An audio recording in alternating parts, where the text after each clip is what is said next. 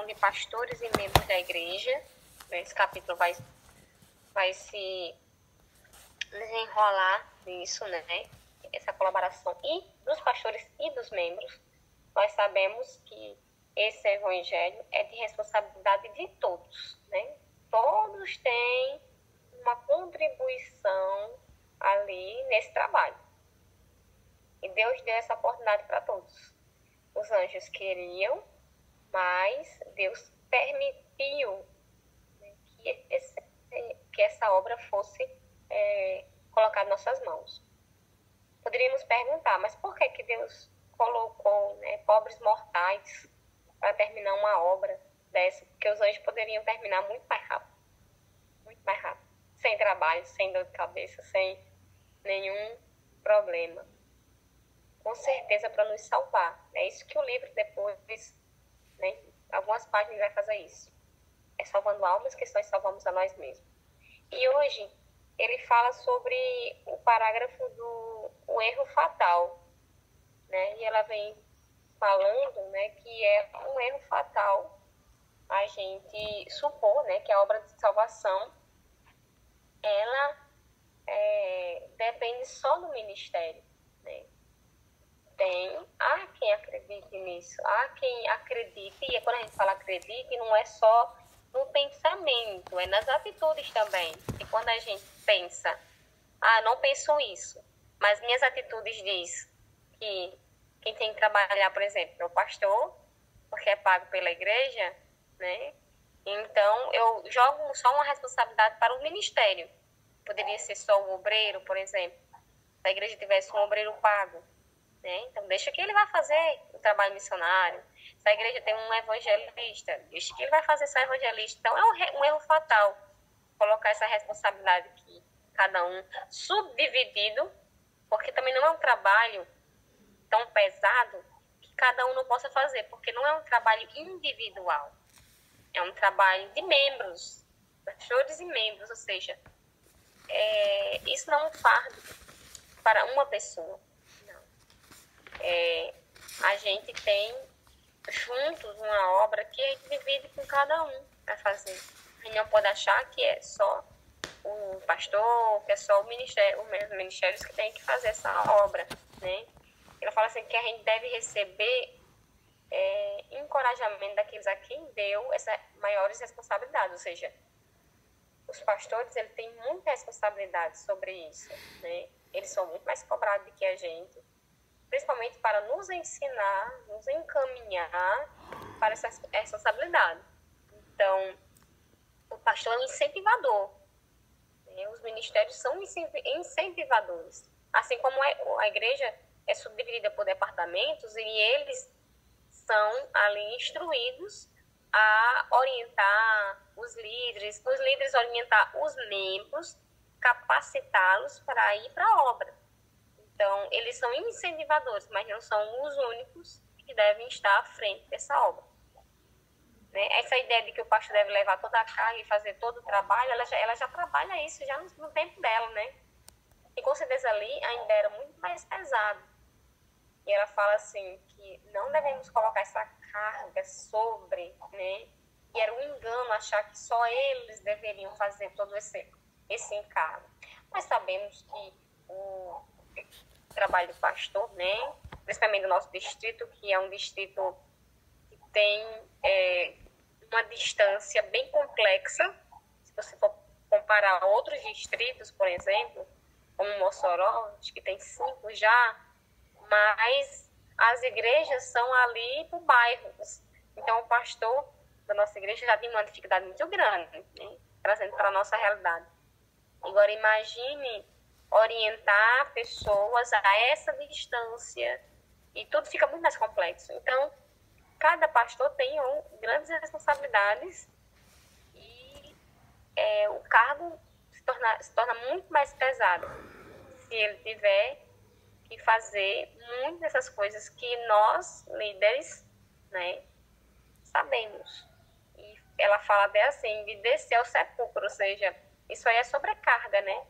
Sobrecarga que pode se colocar. Até se eu colocar, por exemplo, se só uma pessoa na igreja fizer um trabalho de 10, ele vai se sobrecarregar. É a mesma coisa quando a gente faz, por exemplo, um cargo, toma responsabilidade de 5 cargos.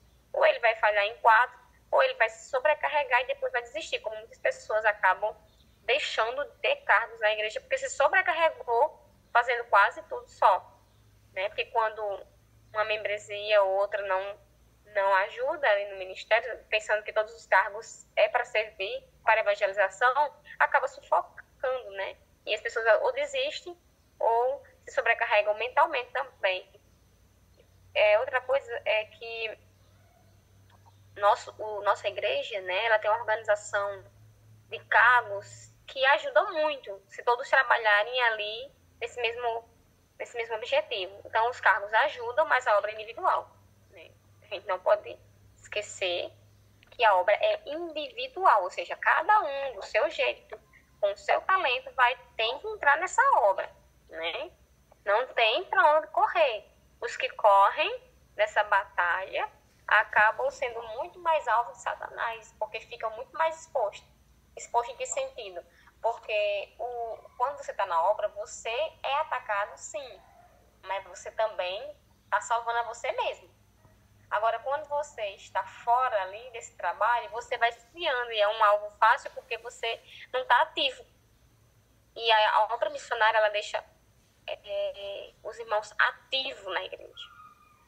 Porque membro ativo não é membro que é regular. Regular é uma coisa, aquele irmão que vai 3, 4 vezes na igreja, né, ele é regular, mas ele pode não ser ativo.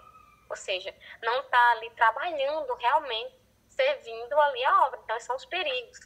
E ela fala ainda mais sobre o pastor não deve se sentir ser só também, e aí ela fala diretamente para ele, não deve ser seu dever só pregar, só orar, só fazer trabalho. Então há essa divisão na igreja para isso, para aliviar esse cargo pastoral, mas também oportunizar para que todo mundo se sinta útil fazendo a obra também.